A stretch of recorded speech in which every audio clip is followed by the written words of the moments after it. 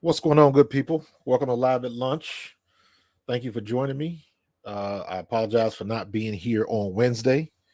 Had some technical difficulties at the homestead. Got in a fight with a water heater. Um, but yeah, we're back. A lot of news going on with the Eagles. A lot of all of this nonsense going on with AJ Brown. And I'm like, this almost reminds me of somebody like a neighbor, a nosy neighbor, or a nosy coworker dipping their nose in your business. That's what it feels like with the whole AJ Brown situation. It feels like a nosy neighbor that every time they walk by your house, they trying to look through the front window to see what you got going on. Um, every time they see a box in the trash, they want to, hey, what'd you get? Just nosy, always trying to be in your business. And that's what it seems like to a lot of these outsiders, whoever this guy Carlton is. Then I saw the Peter King thing, and it's like at the end of the day, and everybody's been through this situation. When you are in the midst of a conversation or talking about something and something of some importance to you and a friend or you and a family member, and the minute an outside a third party comes in and you and your friend stop talking, that third party gets mad because he wants to be in on the information or she wants to be in on the information. But maybe the conversation wasn't for them. Maybe it was personal information between you and that other person, and you don't need a third party. But everybody always gets mad if they're not included. And this whole situation started back towards the end of the year when everybody thought that AJ Brown was breaking up the locker room. And it's like, and I tried to say this, and this is my perspective as a former player who has been in a locker room. It doesn't go down like that. It doesn't go down where people are just, you know, almost catty and petty and high schoolish. Now, I will say this. I have been in the locker room where two dudes on the offense got in a fight simply because one guy just plain and simply didn't like the other dude for whatever reason. So they would shoot each other dirty looks. And finally, one day, this dude went over there and tried to swing on him. And it just didn't, it was broken up pretty quick, but it got to that level. But it was I couldn't ascertain a reason why the one guy went after the other than the fact that they just didn't like each other. But that's a very, very extreme example. And this happened back in 1996. That doesn't happen today. There's too many people involved, there's too much money involved, and it breaks up the dynamic of your team, which means you affecting everybody else's money. That's why crap like that doesn't happen these days. You affecting the bottom line. If you get in a fight with a teammate and you black somebody's eye or you hurt somebody and they can't play and the line goes down or you end up losing or something to that effect. There's too many different variables that can happen on a team. That's why stuff like this doesn't happen. There are cliques on a team just like everything else. Offensive linemen stick together, running backs stick together, receivers stick together, and then there are some intermixes and intermingling within that dynamic. Everybody that's working, or if you've ever been on a job, you might work with the people on your job. You work with your coworkers. That doesn't mean you like them. But that's part of the dynamic and that's part of the relationship issues that you have to deal with, regardless of the environment. I don't care if you in a 9 to 5 working at Wawa or you work for the Eagles. You don't like everybody you work with, but you got to work with them. So you grown, so you deal with it. But this situation with AJ Brown just makes it look like you got everybody on the outside trying to tell us what our business is, and they don't know. There's been about 3 or 4 stories written on Jalen Hurts. There's been 3 or 4 stories or more on AJ Brown. about his behavior, being a diva, Jalen Hurts not being emotional enough, all of that kind of stuff. I mean, and look at it right now. And I heard Eskin's comments about what the guy I think it's Carlton, whatever his name is. I don't watch him. But even what Eskin said, trying to explain the conversation that was had with Fletcher Cox, maybe, and just the way they explain it, and it's like, no, Fletcher Cox didn't have a stern conversation with Jalen Hurts about his emotions. It doesn't happen like that. It just doesn't. No, go to one of your coworkers and say, hey, I need to have a talk about your emotions. We need to have a serious conversation about that. And watch them look at you like you crazy. When people say stuff like that, the context of it doesn't make sense. They sit down and were they at lunch in the cafeteria in between practices? Were they talking about something? Were they on the phone? Were they all at the bowling alley? Were they at each other's house watching tape? What was the context? Did somebody come in the film room? Did he pull them off to the side? Were they walking into the locker room together one day after practice? What was the context? Because every one of them scenarios can elicit different endings. So when somebody says, yeah, I heard that, I got it from a good source that Fletcher Cox had conversations with Jalen Hurts. And, Fletcher Cox is a stern guy. Him being a stern guy has nothing to do with the conversation he may have had with Jalen Hurts. You putting those same expectations on Fletcher Cox.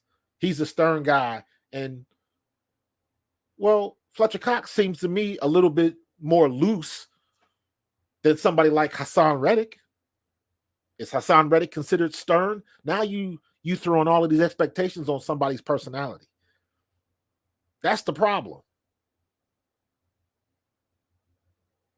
You can't, I'm sure somebody's come up to you or somebody else that you know, or you may have done it, where you go up to somebody and it's like, I ain't talk to you because you look mean all the time. Might be the nicest person in the world, but because you don't have context, because you didn't know that they were having a bad day, or maybe somebody in their family passed, or you don't know what the situation was. They get caught in traffic. You don't know. And that's what everybody does on social media. All of these reporters.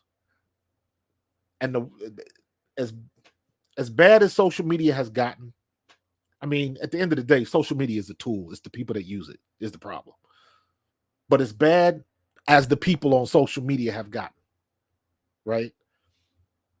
They're still just guessing because nobody knows for sure what the hell is going on with somebody. I told y'all this before. All these reports coming out, sources close to the locker room, sources close to the situation. I am still hunting for that guy named Sources. I can't find him nowhere. I'm going to hire a private investigator, but we need to find this dude named Sources and figure out who he's talking to. Because everybody says sources close to the situation. So it can mean one or two things, maybe three. Number one, they making it up. Number two is somebody that maybe works in the Eagles that maybe has some type of interactivity with the players every now and then. And then they're taking information that maybe they heard or they saw, possibly a piece of a situation, and they're just filling in the gaps and running with it. Or, and this is the worst one to me, you got a player that's giving information to somebody on the outside about what's going on in-house. That is a red flag. That is a huge problem. So for all of these reporters and social media people that talk to a person that knows this, that, or the other, if there is somebody in your locker room that's giving out information like they a snitch or a rat, that is a huge problem. And if the guys in that locker room really knew that somebody was doing that, it would be bad for business for that person. And not for nothing, I don't think people are doing that. Yes, you have situations like Adam Schefter where teams will leak information. Teams will leak injury information. Somebody's going to get cut tomorrow. We're going to sign this person. We just hired Vic Fangio. We're going to hire Kellen Moore. People leak that type of information. We are in leak season right now because everything is gearing up for the combine and the draft. And this is when everybody starts putting out false stories because you're using all this subterfuge to confuse the other teams so they don't get the guy that you want. Or somebody else doesn't jump up a couple of picks and take who you're looking for. So you got all of this misinformation going on. But at the end of the day, nobody knows. If they're not in that locker room, don't nobody know shit. And don't let anybody tell you different because they lying. I love Derek Gunn. I've interacted with him before.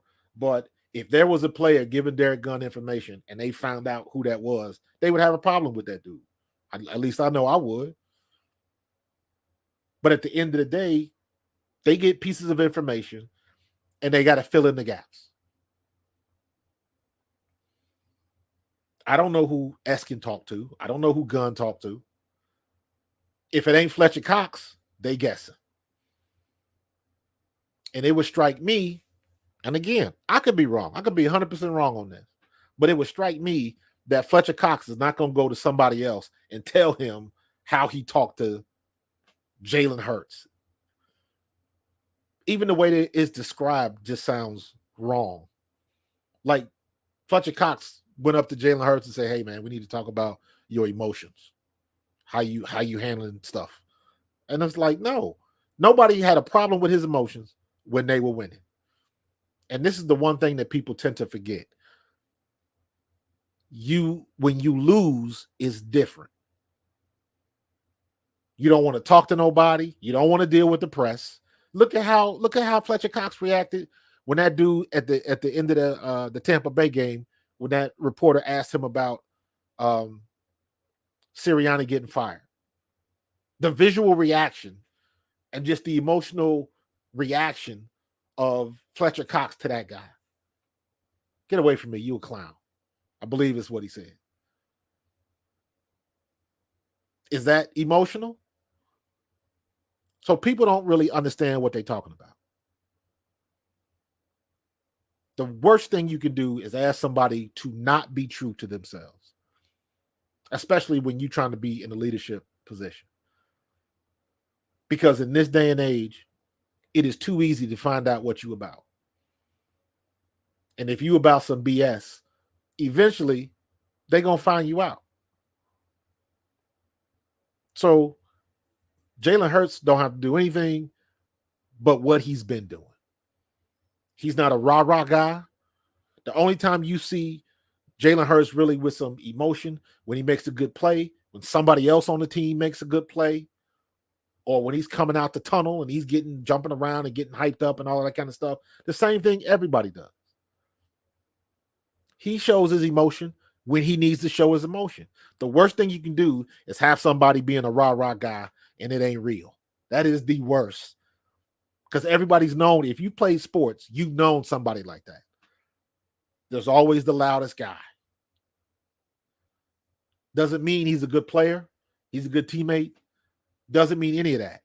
That just means he wants to be the loudest so people will see him. So you got to be careful what you ask for. And again, I don't think people really understand what they're looking for. They take something that was said on social media by somebody, in most cases, have never been in the locker room. There's some situations, and you get into this argument a lot of times, where you get all of these analysts that have their opinions and they never play. That doesn't mean they don't understand the game. But there are certain things that they will never experience. And if you haven't experienced it, you can't really speak on it because you've never been through it. You can't tell somebody how they should feel about losing a sibling, losing a parent, if you've never lost one. If that makes sense. You got to empathize. I'm not going to speak on something that I haven't been through. You can't tell me my experiences as a NFL player if you've never been an NFL player. But you can speak on what your experiences are going to a game or whatever it is you do in your medium. And I can't speak on that. I can tell you what I think. But when you do that, when you tell somebody what you think, you usually lean on someone with experience to validate your thoughts. So it all goes back to knowing what the hell you're talking about.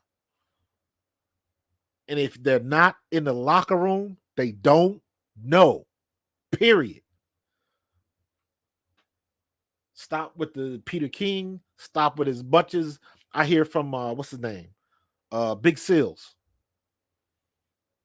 If you're not in the locker room, you don't know. Everybody's guessing. Everybody's up in arms about Sirianni shouldn't have his job because he's a CEO coach. And now we found out that Big Dom is some type of emotional regulator on the sideline. I'm like, are you crazy? Let the man do what the hell he got to do. If you need somebody on the sideline to help keep you focused, so be it. He's not the first person to do that. So why are we giving Sirianni the business when there's been plenty of other people that have done the same thing? You look at, I heard this morning. I think is shout out to Carullo that said this on his show when they was talking about Sean McVay bringing in somebody to help with time management because he sucks at it. That's getting help. That ain't no different than what Sirianni's doing, if it's even true. If you look at it from that point. Or what's the difference between that head coach that, brings his son on the sideline so he can walk around with him and hold the headset cord so he doesn't rip it out? Or you got the coach that stands behind the head coach that always pulls him back that says, hey, you get off the field, get out the line before they throw a penalty on you. Every team's got somebody like that. You just don't know it. So now that you know it, this is the situation it is with Sirianni. Now you want to criticize him about it? He had it like that when we went to the Super Bowl and nobody have a problem with it. He hasn't changed. We have. The fandom has changed because your expectations are so high. And now when you realize when the curtain gets pulled back, it's not what you thought it was. People don't know how to handle that. It's just crazy, man. People going off the charts with this stuff. Now you got supposedly AJ Brown supposed to go on the radio today. I don't know what time he's going on. I don't know. I'm hoping he's going to go on and talk to either John Ritchie or Ike. Talk to somebody that's played, bro. Don't talk to somebody that's just on the radio. Their job is to generate interest, and that can be to your detriment. They trying to generate a story. Why you think all of this stuff with Shannon Sharpe is blowing up? Everybody wants to see the train wreck. Everybody don't care about the information. Everybody don't care about the best interest of the team. Everybody wants to watch the train wreck. That's it. Whatever it is to get clicks. You just saw what happened with JJ Redick going on about Doc Rivers and all of that kind of stuff. Now people are calling him on the carpet. But guess what? Everybody wants to see the train wreck. So they're going to tune in next time. That's the formula we in right now. Generating chaos.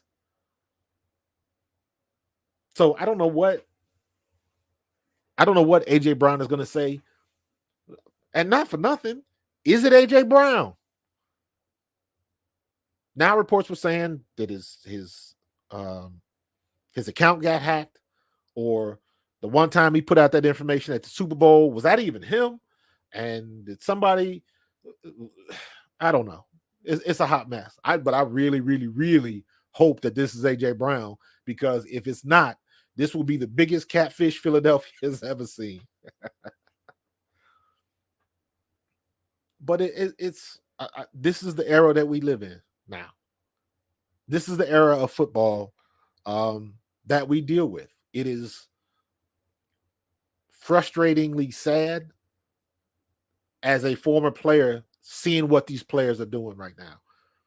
Because when I played, it was always, you got to stay focused, keep the outside noise away, don't read the papers, and do what you got to do. Don't worry about what everybody says. You huddled up together and you kept everything on the outside on the outside. Now we got people checking Facebook and Twitter at halftime, going back and forth with people that they will never meet, and just letting people who have no consequence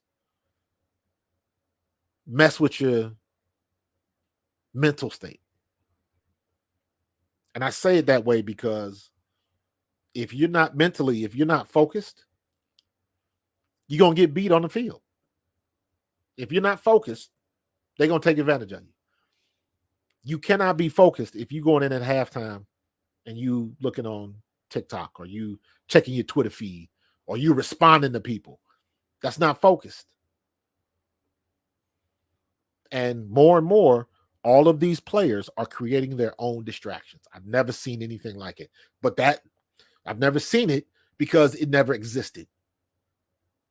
This is the evolution of sports in the social media era. You can't. The two things they would tell us. Now, this is 93, 94 going forward.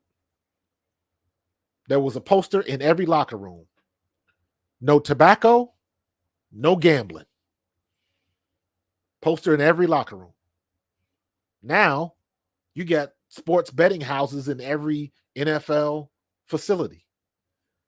But they'll penalize players if they bet. What kind of message you sending? It's all screwed up. It's all screwed up. But ultimately, man, it is too many people on the outside looking in, telling us how to handle our business. You got too many nosy neighbors trying to knock on your door and tell you how to mow your grass. Can't do that. Let us handle us. And stop falling for the banana in the tailpipe, listening to everything you hear on social media from somebody on the outside. You look at the whole situation that went down, how it played out from last year with the whole San Francisco thing, with the 49ers and all of that kind of stuff. For the most part, people on the East Coast, we really didn't care about San Francisco, but the narrative was painted. All of this stuff started when that whole situation went down with Fred Warner and or Fred Warner's wife, when she didn't feel safe at the Eagles game. That's when it really got bad. But you got people worrying about us that have zero context in what we do. Hell, you still got people in every year, you still got people that will bring up throwing snowballs at Santa Claus, not knowing that happened in what, 67 or something like that? A long time ago? What's up, Cody K? People will bring that up because that's what they know. I heard that they threw snowballs at Santa Claus. Do you actually know that story and how long ago that happened? I did a video last year. Everybody talked bad about Philadelphia, how bad Philadelphia was. And I got a video. Go look up now. Go look it up now on my YouTube channel. I got a video that goes to almost every other NFL city, and it shows fights in the stands. People have gotten killed at other stadiums. The guy got messed up at Gillette Stadium in New England. All these other stadiums where all this crazy stuff happened. Kansas City, fights in their stadium. The Rams, Oakland, all of that stuff. Dallas. I got Dallas fans fighting Dallas fans. But the only thing they'll talk about, the only thing that makes national news is if something happens in Philadelphia. That's the only time it'll make national news. I got a story of a Cowboys fan that stabbed another Cowboys fan watching the game. Didn't hear nothing about it. But if something goes wrong in Philadelphia, it is front page news. So everybody's already got a bad outlook on what Philadelphia is all about anyways. So people are taking this mess and running with it. So if this is indeed AJ Brown that's going to be on the mic this afternoon, I hope he says what he got to say. I hope he rips whoever to shreds and hangs up the phone, and we don't hear nothing else from him until he steps on the field for us next year. I hope he goes social media silent. Open up a burner account, whatever you got to do. But as far as what we know as AJ Brown always open, I hope he shuts all of that stuff down and people just continue to wonder what he's doing, because that's how you make people mad. Let them try to wonder what you're doing. They don't have no clue. And it's very easy when you're in that situation to put somebody in their place, because eventually somebody's going to come out with something, make something up, and it'll be too easy to refute it. Way too easy. So, yeah, man, I'm tired of all of this nonsense. Tired of it. These keyboard warriors have impunity. They can do whatever they want to do and nobody checks them. So I hope he comes on the mic and just rips everybody, because all of this, I don't want to hear what Peter King has to say. Peter King don't live in Philadelphia. Because you on the airways with Mike Florio every now and then, don't tell me what you used to do. Because at the end of the day, if you're not in the locker room, you in the same boat as everybody else. That means you know somebody that knows somebody that knows somebody that knows some information. You don't know firsthand. You hearing things. And that's what we're reporting on? Come on, man. Come on, son. That's ridiculous. So, you get tired of hearing all this stuff, man. People get mad at, they look for stuff to be pissed off about. They looking for it. You know what I mean? I wanted to go back over this Peter King thing, but I'm not going to play it because I think that'll be a copyright strike. But it's like, come on, man. Y'all doing too much searching for content. And the social media thing is getting to, we're approaching critical mass with this, because it's every day is something else. AJ Brown said it right. Every day is something. People will find something to bitch about. Everything from the clothes that they wear into the stadium. You didn't like the way they ran a route. AJ Brown is a diva. Jalen Hurts is not showing enough emotion. And even when that dude wrote that story, I wish I could remember his name. I believe he was on Bleeding Green. He wrote that long story about Jalen Hurts. And then the very next day was when Britton Covey came out and released his statement. And the reason why that was so powerful is because Britton Covey doesn't do stuff like that. That's how you know it's affecting people. Britton Covey was like, hold on, nah. Because now you put my name in it. So again, it's already been proven that most of the time people are making this crap up, man. They making it up. So it's going to get worse. And I think we're going to get to a situation, because of social media and the way things are going, to where it's really going to get to a point where the people that you want to talk to or that you want to hear from, they're not going to do it. They're going to stick to the regular medium. You're going to hear about them in on the thing, the press conferences and stuff like that. But the people that you really want to hear about, they're gonna go radio silence. Because guess what? You're not caring really what Slay says. You're not caring really what Micah Parsons says. Micah Parsons is just like, dude, stop. You throwing your own people under the bus. But that's what once they figured that they could get money from this, school's out, bro. School's out. Everybody's looking for the next thing to put out there so they can get them clicks. I just did a video, my best video ever. Check it out. The first video I did about Ryan Clark leaving ESPN. That video right now has got like 66,000 views. That's my biggest video ever. I've never done anything that had that type of reach.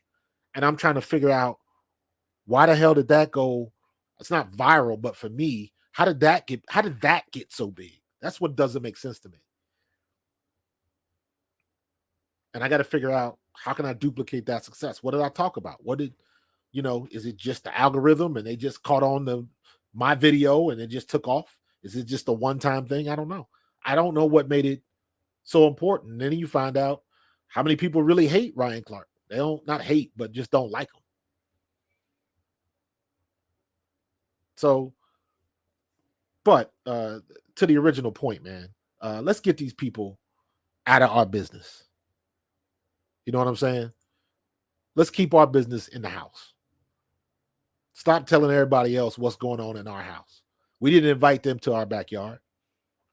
So stop letting them come over.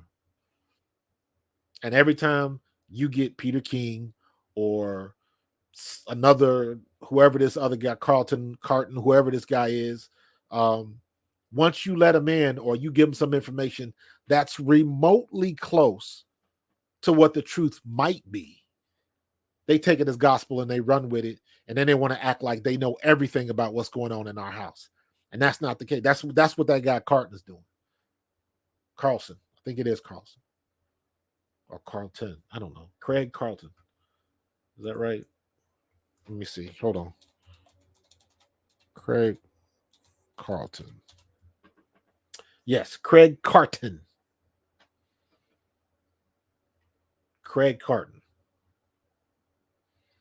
He has a podcast now, and most of the stuff, most of the time he's standing up yelling at whoever his co-hosts are in there. So I try to avoid that. Everything is a choice. I choose what content I consume, and I can choose what content I ignore. So it doesn't take much to figure out. I don't like that. My opinion right now, the best show on TV right as far as like the sports panel shows, the best show in my opinion right now is Unsportsmanlike with Chris Canty. I like Good Morning Football and what they do with Erdahl and that whole crew, but my favorite show is Unsportsmanlike with Chris Canty, because they don't, to me, it's a little bit, the one guy, I forget what his name is, and Michelle Smallman, they're the co-hosts. They keep it real from a fandom standpoint. Chris Canty can come at you from his years of playing. So there's a good balance of voices, and obviously he's the bigger personality, but he doesn't try to overshadow the other two. And to me, it just seems like a good mix. And he knows what he's talking about. And he doesn't get crazy. And everybody wants to get crazy now because they're trying to create that digital, that YouTube platform, that digital platform that's different from the, terrestrial radio.